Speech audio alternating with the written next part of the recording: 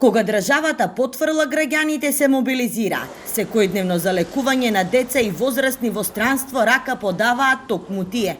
Наместо пари од системот, илјадници евра потребни за да се спаси човечки живот се обезбедуваат со донации и хуманитарни акции.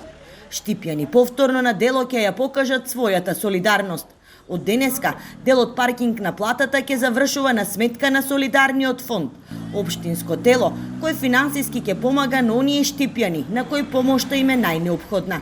Штипското предпријатие Стипеон ја активираше хуманитарната зона X1.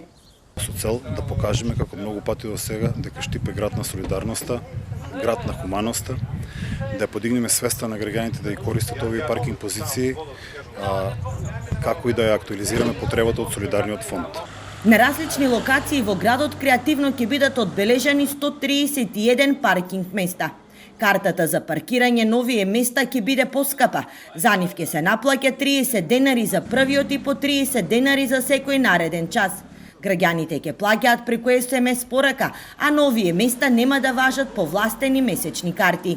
Со користење на овие паркинг позиции, дел од средствата граѓаните донираат во Солидарниот фонд, а потоа овие средства ќе се користат за помош на најсто граѓани во наранливите категории, како и за итни случаеви на кои им е потребна ургентна финансиска помош.